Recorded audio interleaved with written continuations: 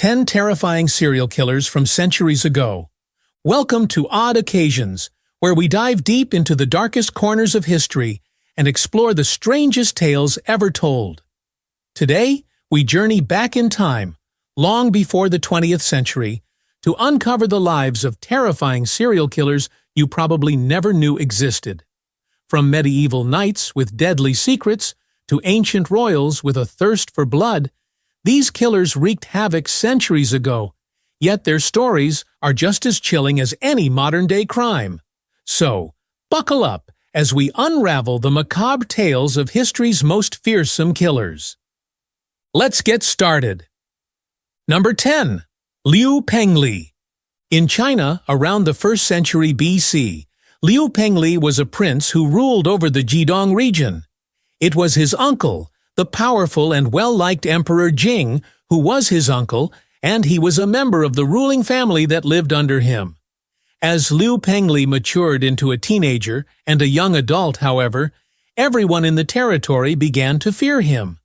This was despite the fact that Jing and his charges may have had a reasonable amount of popularity throughout the territory. He would instruct slaves to accompany him on raiding parties that would take place late at night throughout the regions that were possessed by the Zhejiang rulers. This is the reason why this occurred. During his travels over those lands, he would come across civilians, break into their homes, and then massacre them.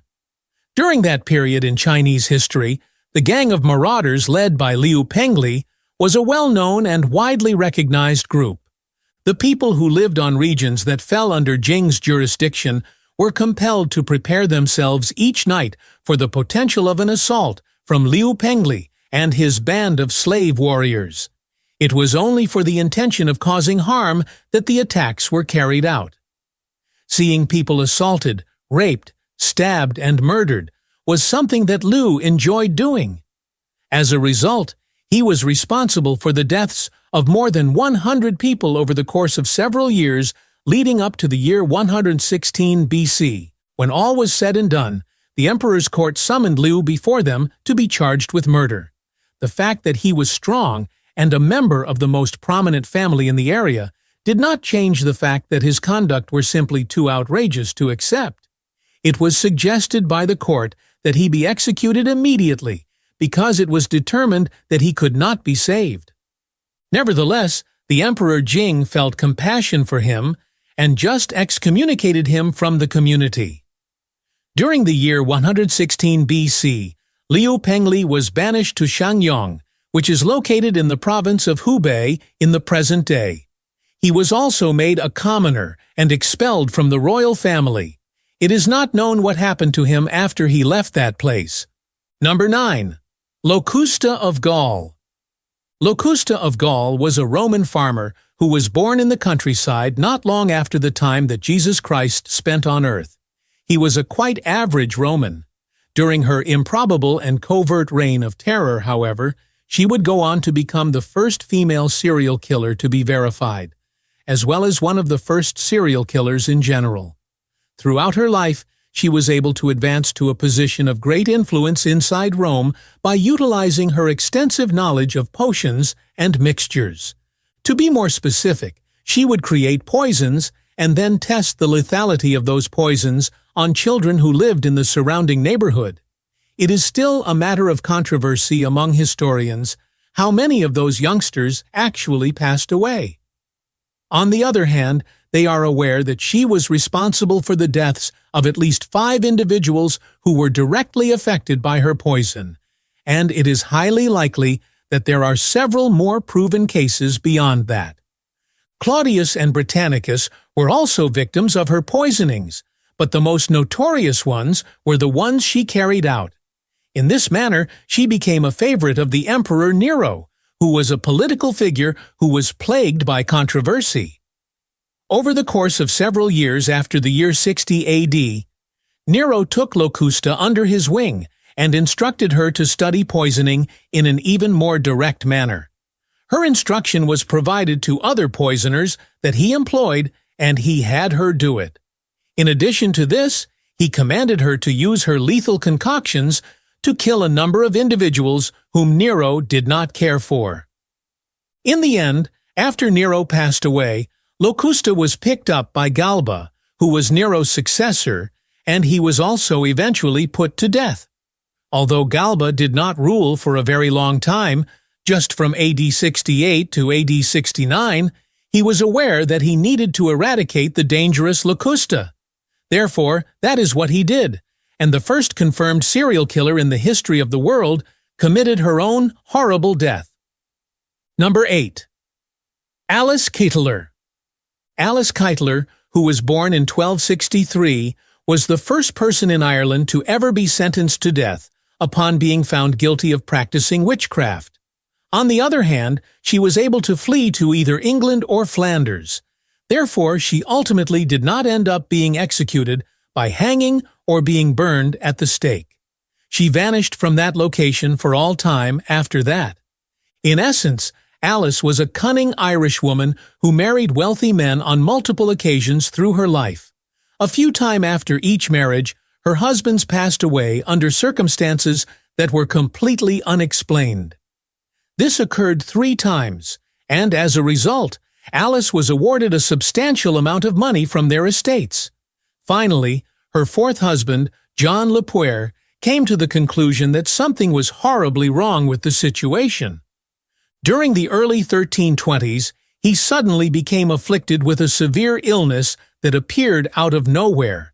His passing was ultimately brought about by that illness, but before he passed away, he expressed the possibility that his death, as well as the deaths of his predecessors in their ties with Alice, might have been caused by her rather than by natural causes. Taking everything into consideration, he did not believe that Alice was a witch.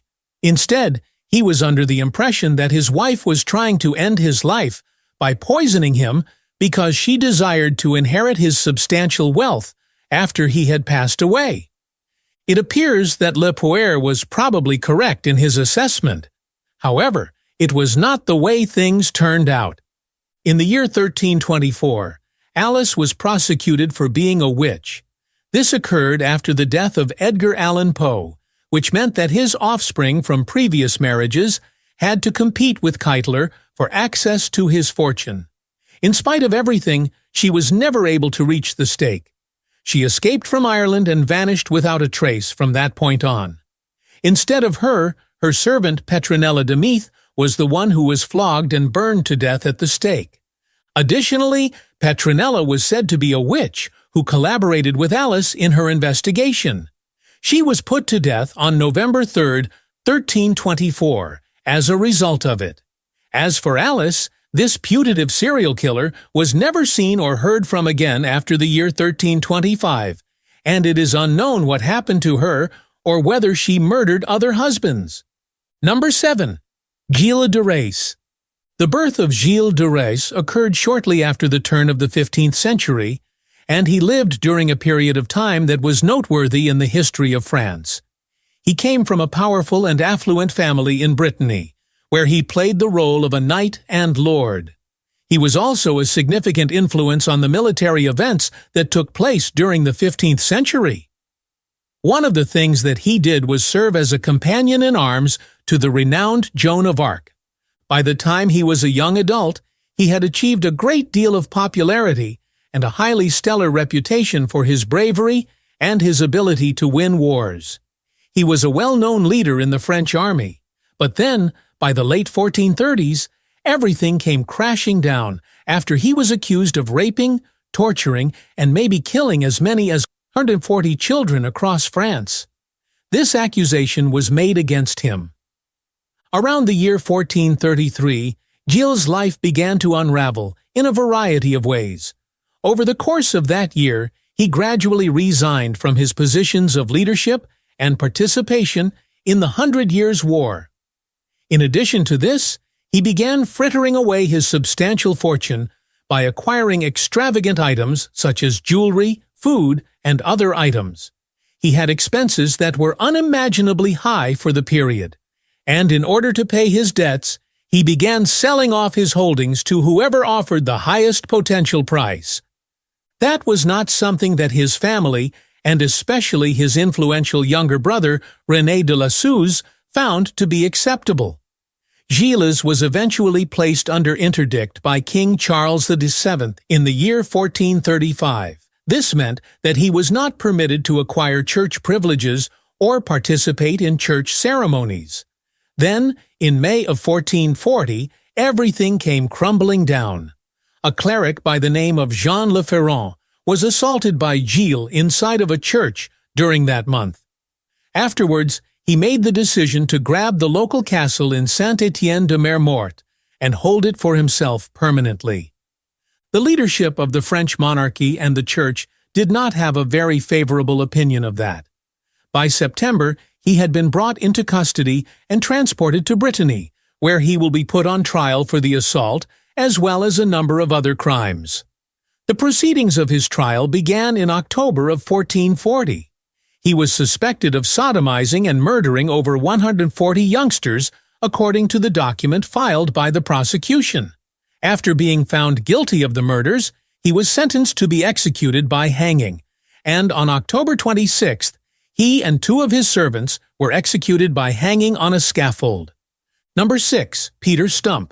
It was said that Peter Stumpp, a German farmer who was born in 1535, was a serial killer, a werewolf, and a cannibal. He was accused of all 3 characteristics.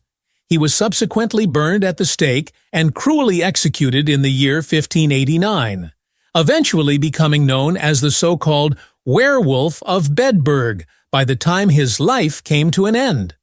In the 1580s, Stumpp was put on trial for the suspected deaths of more than a dozen women and children.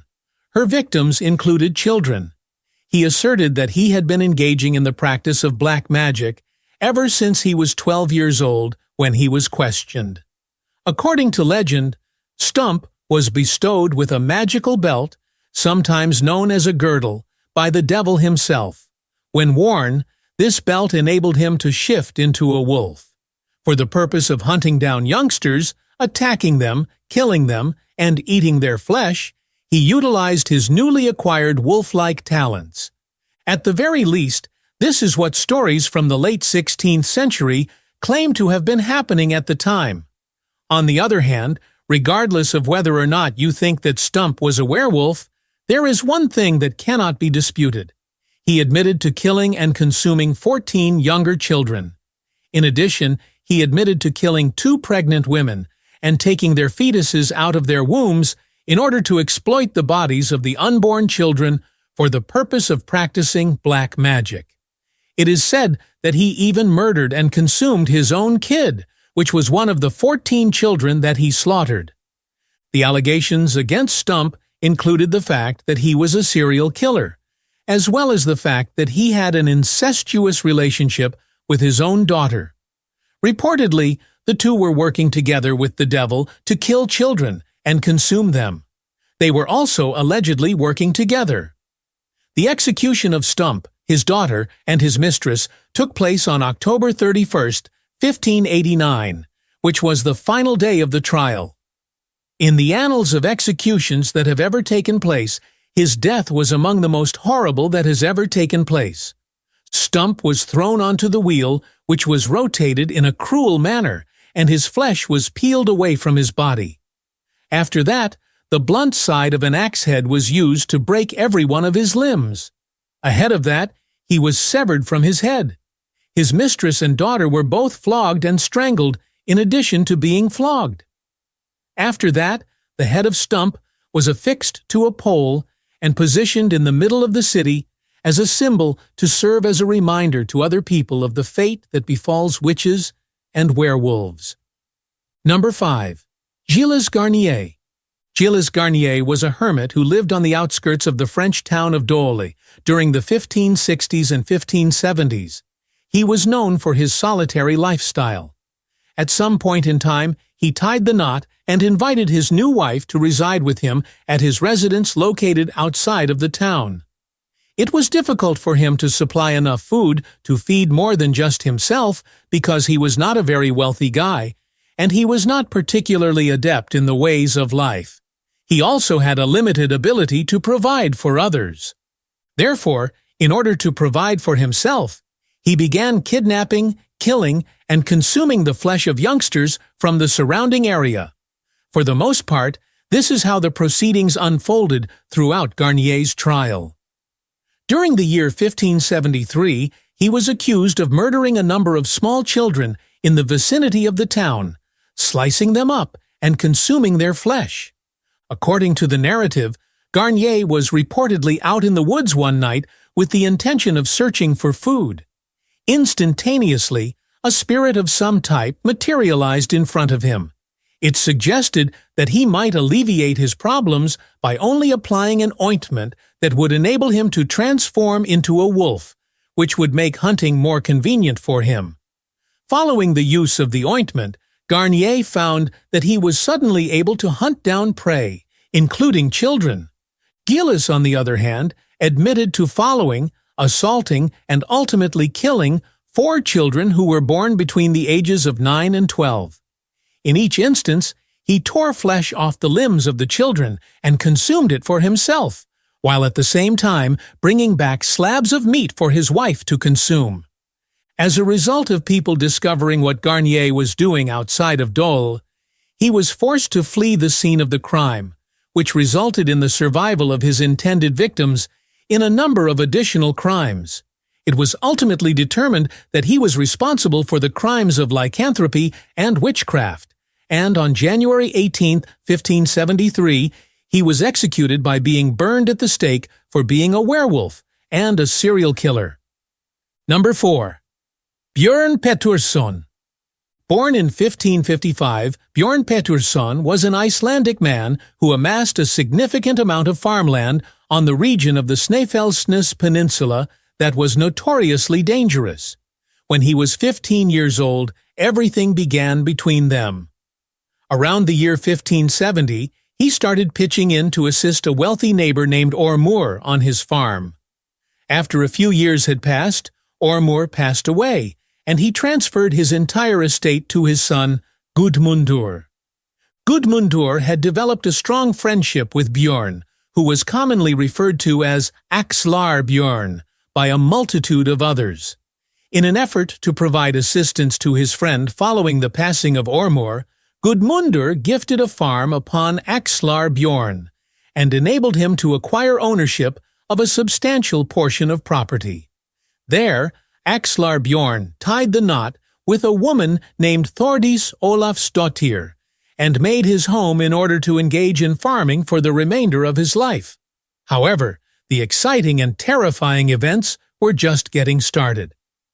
Axlar Björn is said to have been responsible for the deaths of anywhere from 9 to 18 potential farmhands and travelers, according to legends that were written hundreds of years later in Icelandic saga collection.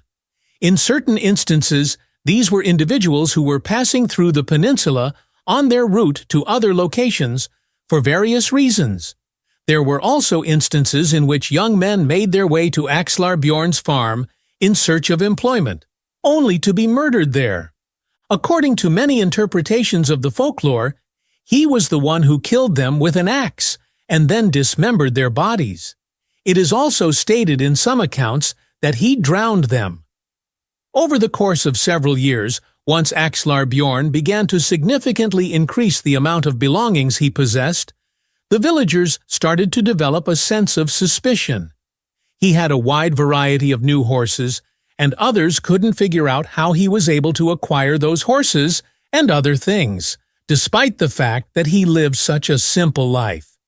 However, by that time, Gudmundur had already achieved a great deal of influence in the region, and as a result, Axlar Björn was mostly exempt from judgment. There was an end to all of that in the year 1596. Following his arrest, Axlar Björn admitted to being responsible for 9 homicides. However, when Icelandic authorities arrived at his farm, they discovered more than twice as many victims buried in a disorganized manner throughout the area. During his arrival, Axlar Björn made an attempt to assert that he had discovered the remains that had been buried on his property for some time prior to his arrival. The bodies had been waiting for him to inform the authorities about them so that they could be buried in the appropriate manner. These individuals, of course, did not trust that account. At the end of the day, Axlar Björn was put to death in 1596 for his line of serial killings, and his wife, who was pregnant with their son at the time, was compelled to see the execution take place. Number 3. Lewis Hutchinson. Lewis Hutchinson, a Scottish immigrant who arrived in Jamaica in the middle of the 18th century, holds the unfortunate distinction of being Jamaica's first serial killer and one of the country's most prolific serial killers. It was in the 1760s when he arrived in Jamaica with the purpose of managing an estate known as Edinburgh Castle. At a certain point in time, he was successful in legally acquiring the rights to the residence. Additionally, he was said to have gained possession of a sizable herd of cattle on his farm by allegedly stealing them from his neighbors. During that time period, Edinburgh Castle was situated in a fairly rural region of Jamaica, along a road that was crossed only very infrequently. On the other hand, Hutchinson had a small surprise in store for passengers who were passing through on their route to St. Anne's Bay. It was the Mad Doctor, as he became known, who would extend an invitation to them to take a break at his home. Afterward, he would murder them completely for the sake of sport. In what was referred to as a string of thrill killings, Hutchinson would shoot tourists for the sole purpose of having a violent and exciting experience. According to the urban legend, he was claimed to consume the blood of his victims after they had passed away. There are, however, other traditions that state that he or his servants would throw the remains of the victims into a sinkhole so that his animals could consume them. After some time, the sinkhole was referred to as Hutchinson's Hole, and it was legendary across Jamaica for a number of years. His reputation was widespread across Jamaica, and he was dreaded by everyone there. But in the end, Hutchinson was destined to meet his end. An English soldier by the name of John Calendar, who had been attempting to apprehend him, was the officer who was shot by him. When Hutchinson realized that there would be repercussions for that shooting, he ran away from his estate and boarded a ship in the old harbor. However, the British Royal Navy was determined to get revenge for the loss of their colleague, and they were able to locate Hutchinson in a relatively short amount of time. Just as Hutchinson was about to make his escape, he was apprehended in the harbor. Next, he was taken into custody and placed in jail. This was followed by a search of his residence following his arrest. Despite the fact that the exact number of people who were victims of Hutchinson's crimes is unknown, the investigators discovered 43 watches and an enormous quantity of clothing on his estate, which most likely belonged to his victims. It was in the year 1773 that he was put to death in the Spanish town square in Jamaica. Number 2. Juan Severino Mallari. Juan Severino Mallari was a Filipino Catholic priest who, in the early 19th century, ascended higher in the ranks of the Catholic Church within the Philippines than any other native Filipino who had come before him. He was the first person to achieve this feat. Unfortunately, he was also a serial killer who is said to have murdered as many as 57 individuals in and around the territory of Magalang, which is located in the province of Pampanga. The parish priest of the San Bartolome Church in Magalang was Mallari, who served in that capacity from the years 1818 until 1826. After achieving that post in 1826, he made history by becoming the very first Filipino to ever hold the office of parish priest in that location. The unfortunate thing is that at some point during that time period, he started to believe that his mother was under a curse. As a result, he believed that if he were to kill others, he would be able to alleviate his mother's ill fortune and the many health problems that she suffered from. This is what Mallari stated to himself, and as a result, the murdering started. We are not entirely clear how those two things are connected to one another. Mallari carried on his murderous work for a number of years in and around Magalang, as well as throughout the province of Pampanga. During that stretch of time, the bodies of at least 57 individuals were discovered. They were discovered in a variety of locations, with a wide range of procedures and diverse causes of death. As a result, the authorities had a difficult time putting the entire incident on the wrong person. They were under the impression that numerous murderers were at work, or that there were a great deal of domestic problems and/or robberies taking place. Not only did they not know that a single individual was operating with impunity throughout the region, but they also had no notion that the individual who was responsible for the deaths of all of those victims was a priest.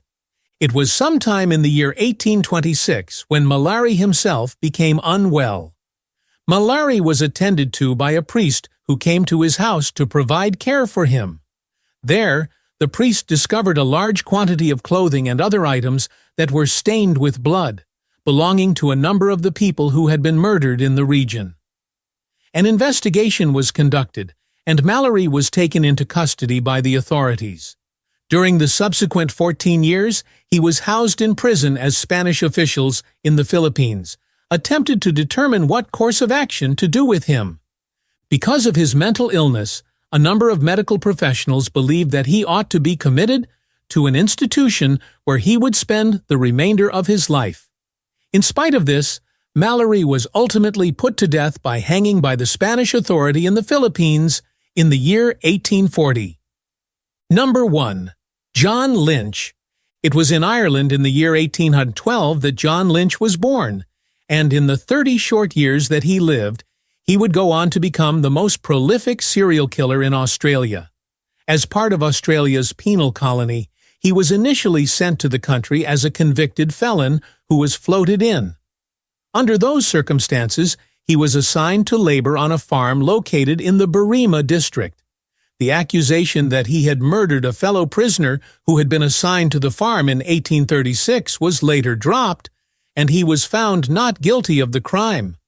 The 6 years that followed, on the other hand, give the impression that Lynch went a little bit off the rails.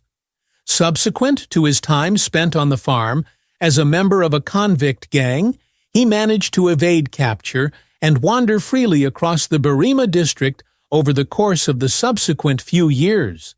Over the course of the spring and summer of 1841, it was reported that he was responsible for the death of at least 2 individuals who were traveling along the road that connected Berrima and Camden. Then, toward the end of the year 1841, Lynch planned his major murder. After traveling through the Berrima district, he arrived at the farm of a guy named John Mulligan. Lynch committed the murders of Mulligan and his entire family at that location, and then he acquired ownership of the land for himself. Lynch made an effort to fool people into thinking that nothing untoward had occurred when he was using the name John Dunleavy. Despite this, he was not free for very long. In the latter part of that year, Lynch committed another murder, this time of a man named Kearns Landrigan. He was eventually apprehended and found guilty of the crime he committed. Lynch was put to death by hanging in April of 1842, despite the existence of 10 or probably even more killings that were attributed to him. And there you have it, the gruesome stories of some of history's most notorious serial killers. While their names may have been lost to time, their dark deeds still echo through the ages. We hope you enjoyed this chilling journey into the past, and if you did, don't forget to hit the like button and subscribe for more strange and spine-tingling stories from around the world. Thanks for watching Odd Occasions, where we remind you, evil has no expiration date. See you next time, if you dare.